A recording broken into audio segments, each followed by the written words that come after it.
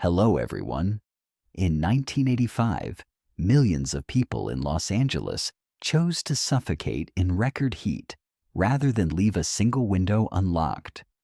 A cold terror had gripped the city because a phantom was moving through the dark with an insatiable desire for vicious murder. Richard Ramirez had no victim profile and no specific type. He was a shadow that could enter any home at random. That year, the Night Stalker proved that the most gruesome stories begin with a simple open window. Some killers are whispered into existence by a dark corner of the mind, but the entity that eventually terrorized California was hammered into reality in the dust of an El Paso cemetery. Long before he was a headline, Richard Ramirez was a boy who found the silence of the dead far more welcoming than the relentless noise of his own home. This is the forensic deconstruction of a monster, a collision of neurological bad luck and a harrowing upbringing that effectively loaded the gun in his mind. The primary architect of this wreckage was his father, Julian Ramirez, a man described as a merciless alcoholic with a tyrannical desire for control. Julian ruled his 5 children with a heavy belt and a terrifying, unpredictable rage. For Richard home was a place of constant threat, driving him to seek sanctuary in a local graveyard. He spent his formative nights sleeping among the tombstones to escape his father's violence, a behavior that blurred the line between the living and the dead before he even hit puberty. This isolation didn't just alienate him, it began to cultivate a predatory detachment from the human experience. But the shattered foundation wasn't just emotional, it was physical. Between the ages of 5 and 9, Richard Ramirez suffered 2 massive traumatic brain injuries. One involved a heavy dresser falling on him, and the other was a direct strike to the head from a wooden swing.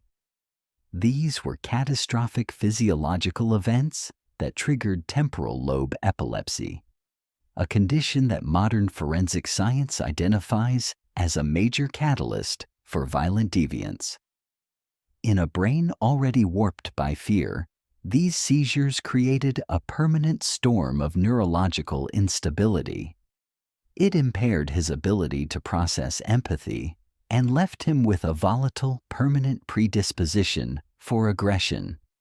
The insatiable predator was being physically engineered by his own biology. If his father provided the trauma, it was his older cousin, Miguel Valles, who provided the lethal blueprint for what that trauma could become. Mike Chia was a returned Green Beret from the Vietnam War, a man who brought the grotesque stories of the jungle back to the Texas suburbs. He didn't just talk about the war, he shared morbid trophies, grainy Polaroid photographs of atrocities and decapitated victims.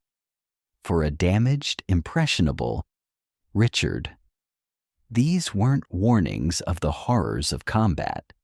They were an invitation. Mike became a dark mentor, teaching his younger cousin the tactical approach to the hunt. He shared the skills of a specialized soldier, how to move without a sound, how to stalk a target through the deepest shadows, and how to view other human beings as mere targets in a game of death. The morbid fascination Richard developed for these stories was the final piece of the puzzle. He wasn't just learning to be a criminal, he was being trained by a veteran to treat the streets of Los Angeles like a jungle. The moment of truth arrived in 1973, in a scene that would define the rest of his savage life. While Richard was sitting in a room with his cousin, an argument erupted between Mike and his wife, Jessie. In a cold, calculated eruption of lethal violence, Mike pulled a handgun and shot Jessie in the face at point-blank range. For any other 13-year-old, this would be a soul-shattering horror. But Richard Ramirez didn't look away. He watched with a dark, numbing curiosity as the blood of his family stained the floor. This was the definitive twist in his development. The trauma of his household and the physical damage to his brain met the cold reality of murder, and his fear was replaced by a hunger for power. He didn't see a tragedy. He saw a way to finally be the one holding the weapon. The sissy boy who slept in cemeteries was gone. In his place was a made psychopath, carrying the depraved lessons of the jungle and the cold apathy of a brain that no longer understood the value of life. By the time Richard Ramirez boarded a bus for California, the blade wasn't just forged. It was already thirsting for blood. The Night Stalker was born long before he ever reached the shadows of Los Angeles. The shadow of Richard Ramirez moved from the dust of Texas to the neon streets of California in 1982. But it wasn't until 1984 that the first drop of blood was officially linked to his name. The investigative nightmare began in a cold basement in San Francisco. The victim was Mei Lung, a 9-year-old girl. This was a savage crime that lacked any traditional motive, but at the time, the limits of forensic technology meant the police couldn't link the tragedy to the drifter from El Paso. It would take nearly 30 years for DNA evidence to finally reveal the truth of that night. However, for the citizens of Los Angeles in the summer of 1984, the real horror was only just beginning to take shape. On June 28th, the target was Jenny Vincow, a 79-year-old woman living in a quiet apartment. She was found in her bed, her throat slashed with such brutal force she was nearly decapitated. For the LAPD, this was the start of a harrowing puzzle that defied every rule in the criminal handbook. Usually, serial killers follow a strict signature or victim profile, targeting a specific age, a specific gender, or a specific social class. But Ramirez was a chaotic predator who treated the entire city as his hunting ground. He didn't care who you were. He killed men, women, children, and the elderly with the same cold, predatory indifference. The weapons he used further baffled the experts. One night it was a .22 caliber handgun, the next a kitchen knife, a tire iron, or even a heavy claw hammer. There was no scientific approach to his choice of equipment. To the detectives, it felt like they were hunting 10 different men at once because the forensic evidence was a chaotic mess of unrelated tools and methods. This lack of a victim profile created a state of absolute paralysis within the police department. They were desperately looking for a pattern where none existed. While they analyzed the forensics, Ramirez was already stalking his next prey, moving through the sweltering California nights with a savage unpredictability that made every open window in Los Angeles a potential portal to a crime scene. As the body count continued to rise, the nature of the crimes shifted from simple robbery and murder into something far more morbid and theatrical. Richard Ramirez wasn't just a killer. He was a self-styled disciple of darkness who wanted the world to witness his devotion. At the crime scenes, investigators began finding a terrifying signature that transcended the physical evidence. They found pentagrams, the 5-pointed star of Satanism, drawn in lipstick on the thighs of his victims or scrawled in blood on the bedroom walls. This was the moment the Night Stalker transitioned from a common criminal into a cultural demon. He began forcing his victims to perform harrowing rituals before he delivered the final, lethal blow. He would demand they swear an oath to Satan, leaning over them in the dark to whisper, "Say it. Say you love Satan." This wasn't just about the act of murder. It was about an insatiable desire for infamy and the psychological desecration of his victims.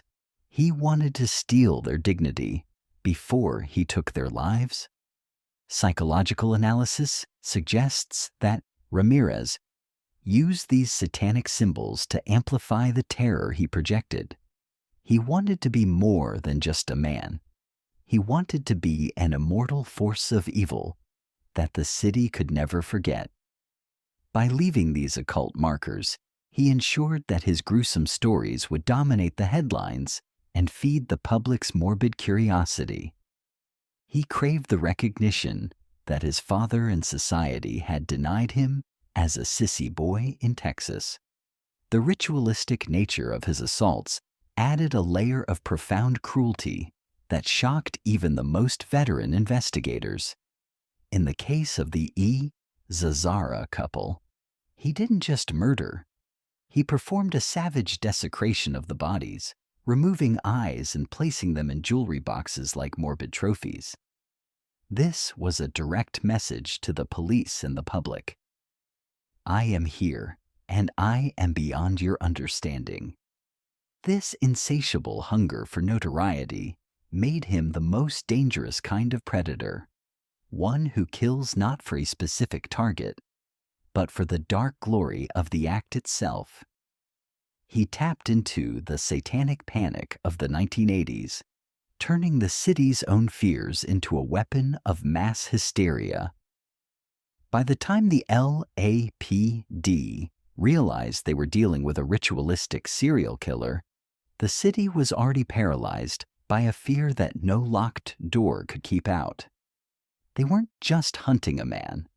They were hunting a legend of their own making. While Richard Ramirez was embracing the dark, the relentless light of modern forensics was trying to pinpoint his location. In the realm of forensic science, a single piece of evidence can often bridge the gap between a cold trail and a lethal conviction. For the task force, that evidence was etched into the dust of multiple crime scenes.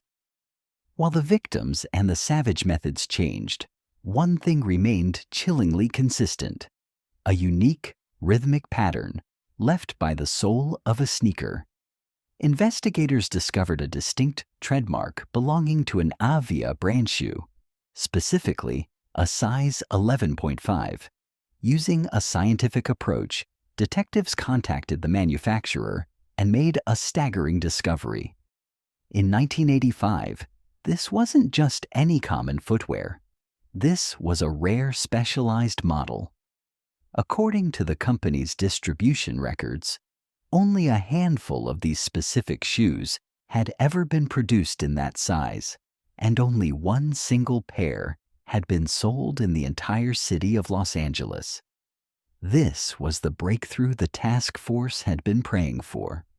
It was a forensic fingerprint that finally tied the murders in San Francisco to the brutal assaults in Los Angeles. It proved they weren't dealing with a wave of random violence, but a single, predatory entity. The hunt was no longer a shot in the dark.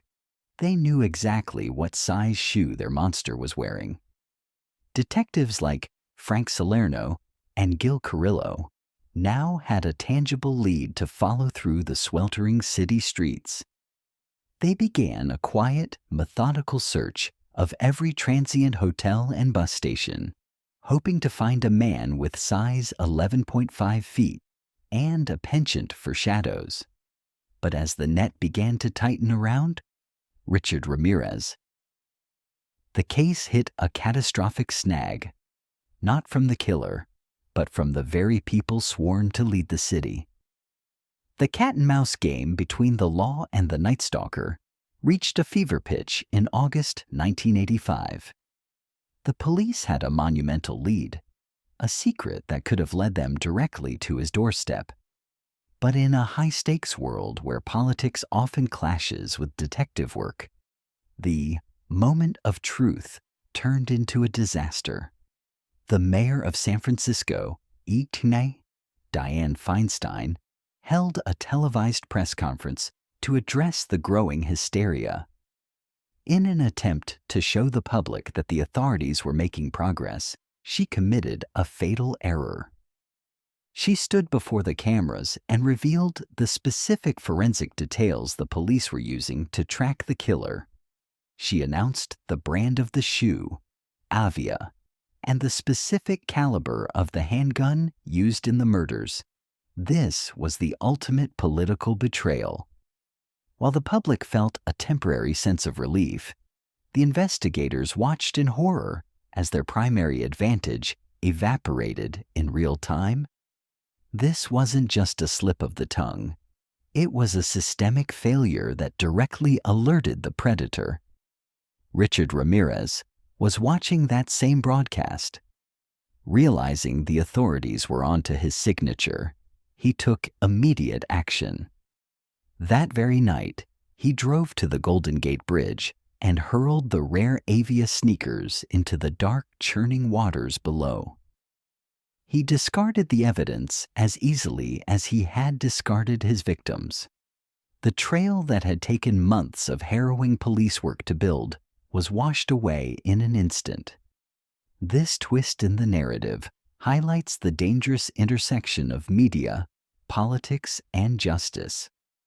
Because of a desperate need for a good headline, the Night Stalker was given a second chance to disappear into the shadows. The police were forced back to square one, their best forensic lead resting at the bottom of the Pacific Ocean. However, the monster was becoming arrogant. He believed the political blunder had made him invincible, unaware that a much more traditional form of evidence, a simple human error, was about to shatter his mask forever. The scientific approach had failed, but the eyes of the community were about to take over. On the morning of August 31st, 1985, Richard Ramirez stepped off a bus from Arizona and walked directly into a city that had spent the last several months praying for his death. He was completely oblivious to the fact that his sociopath mask had finally shattered. He didn't know that while he was visiting his brother, a 13-year-old boy named James Romero III, had successfully noted his license plate after a failed break-in. He didn't know that forensic investigators had found a single, damning fingerprint on the rearview mirror of a stolen orange Toyota.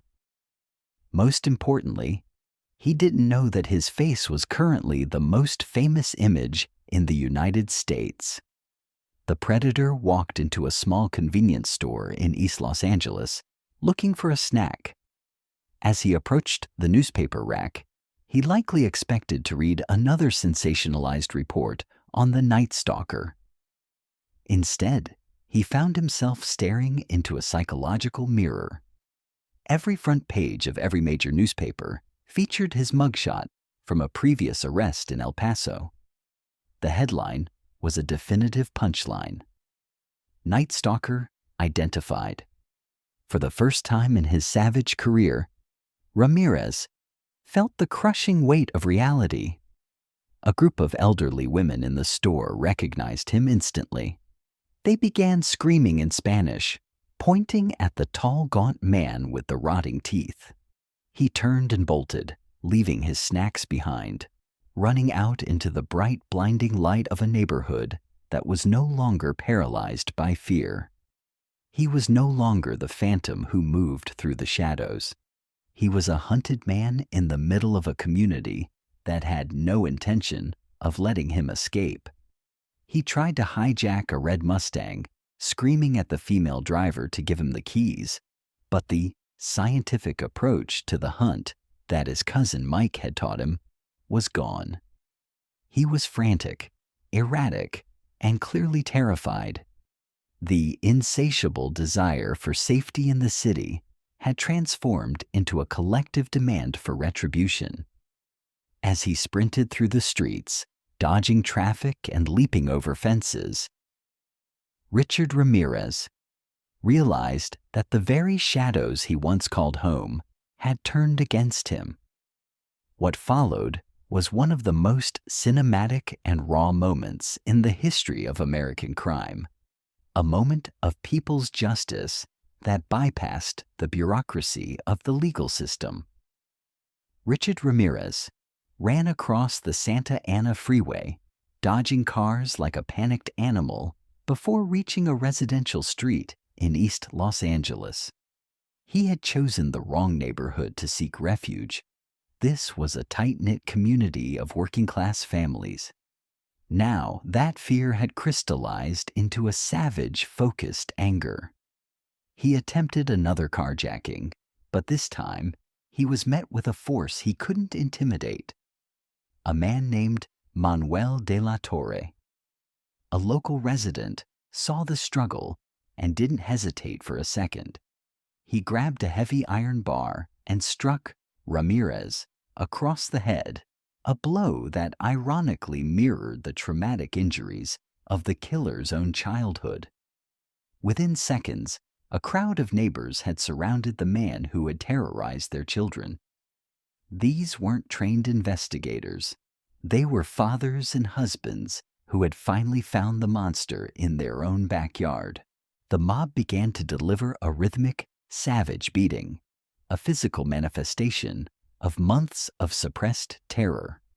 Men like Jose Burgoyne and his sons chased the killer down the block, cornering him against a chain-link fence.